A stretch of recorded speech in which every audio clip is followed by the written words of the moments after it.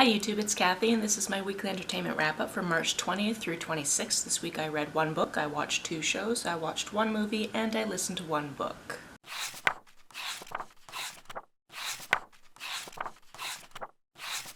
As you're probably aware, this is not my normal setup, and that is because I'm visiting the Comox Valley right now, so this is a random hotel room, and every hotel room ever seems to have, like, not the best lighting setup for filming, but we moved past it. Today is also the second day of the Queer Lit Readathon weekend edition, so it's just yesterday and today, so I hope you're reading your queer books. The only physical book I managed to finish this week was the Roughest Draft, and I actually read this as part of an unboxing and reading vlog, which I will post down below because I was very happy with how that came out. As this book starts out, we find out there are 2 authors, and they are our 2 prospective characters, and they used to write together, but they don't anymore, and we don't really know why. However, they are on contract for 1 more book, and because of outside reasons, they're kind of reminded of this and kind of thrown together to see if that's actually going to happen. While they're trying to figure this out, we get some flashbacks as to what their life was before they had this split that we don't really understand why it happened, and we go from there to figure out how they got on this road.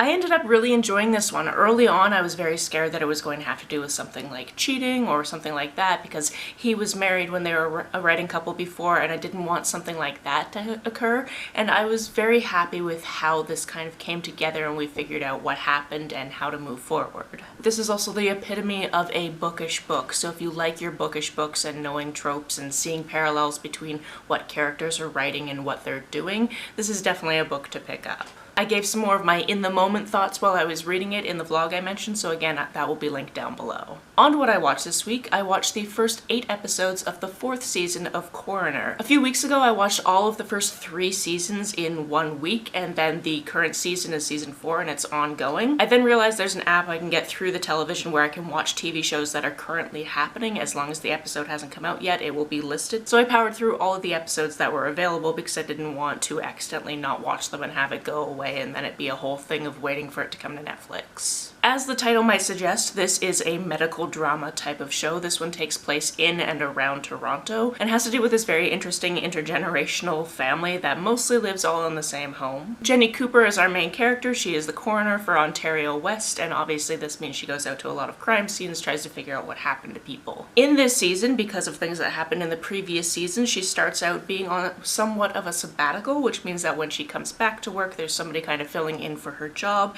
and there's some conflict there. I think that character is growing on me, but I definitely didn't really enjoy him when she first got back. The show also continues to have a lot of diversity when it comes to queer rep as well as ethnic diversity, and I really enjoy that about this show.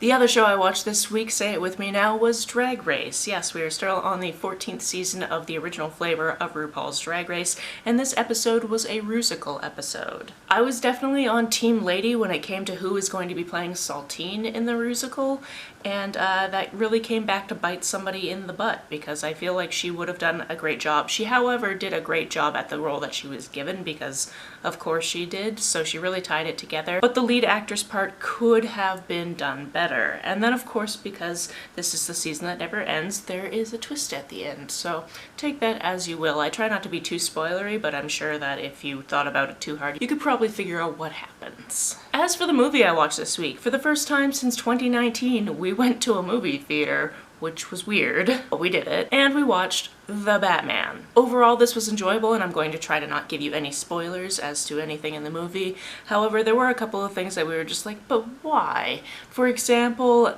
every once in a while, if anybody's carrying a flashlight or driving a motorcycle at night, that light shines directly into the camera way too often. The amount of times I had to squint while watching this movie was just way too many. Especially because this happened throughout an entire 3-hour movie, so I could have done without that. It was also a fresh kind of new experience to be in a room of people we didn't know. There weren't all that many people there. There were probably maybe 8 other couples in the theater, but sometimes when we would laugh at something, other people would laugh at us us laughing at it. So that was just an interesting new experience to get used to again. Also, neither of us really recognized Andy Serkis, and he did a great job as his role as Alfred. I thought he was a wonderful Alfred, and I was like, oh wait, yes, that's Gollum. Okay, cool. The beard threw me off, I guess. The beard and the accent and the handsomeness, I suppose. So this was enjoyable, a little bit too long, and a couple of other things that we kind of poked fun at, but I don't want to spoil anything for you if you haven't seen it yet. On to the audiobook I listened to this week. That was Velvet Was the Night by Silvia Moreno-Garcia.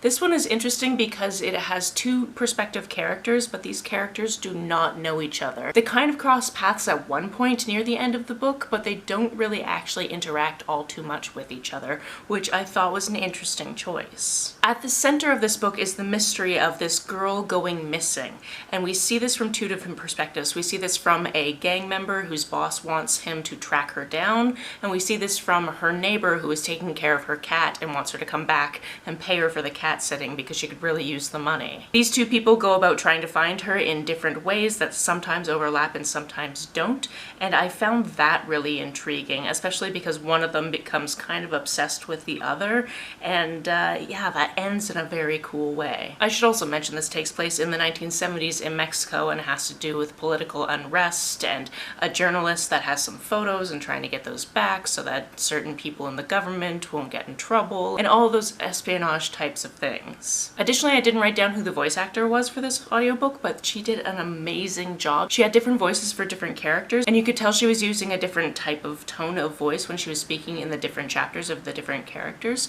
so I very much enjoyed that. I'll put her name on the screen here because good job. And this was short and sweet, but that's all I read, watched, and listened to this week, which is probably good because the hotel we're staying in has okay download speed, but really poor upload speed. So after I edit this, I actually have to go to a secondary location to upload it to the internet and then do captions. That's it for this week. If you've read, watched, or listened to any of these, let me know about it down in the comments below. On the way down to the comments, if you hit that subscribe button, that would be very nice of you. If you don't feel like leaving a comment but want to make sure that I know you're here, just leave me an emoji or smiley face if you happen to be on your keyboard. Some people have asked if there's a way to financially support this channel, so I set up a Ko-fi account, which is a digital tipping service. The link for that, as always, is down below. You can like and share this as you see fit, and I will see you very soon. Bye!